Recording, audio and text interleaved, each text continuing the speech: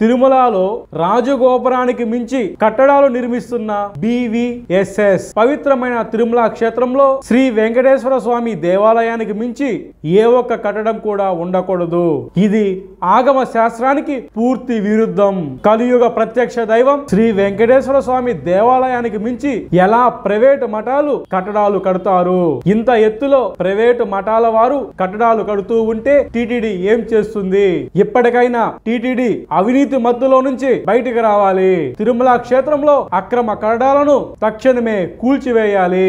ఒక రకంగా చెప్పాలంటే ఈ రోజు తిరుమల క్షేత్రానికి చెడ్డ పేరు రావడానికి ప్రధాన కారణం టీటీడీ అధికారులే.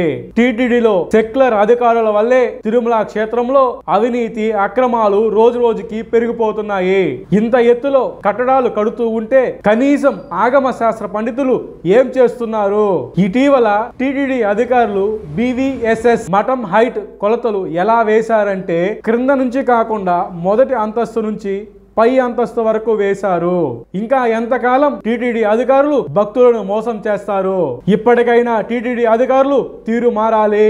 తక్షణమే BVSS అక్రమ నిర్మాణాలను టీటీడీ కూల్చివేయాలి. జై శ్రీరామ్. ఓం నమో వెంకటేశాయ.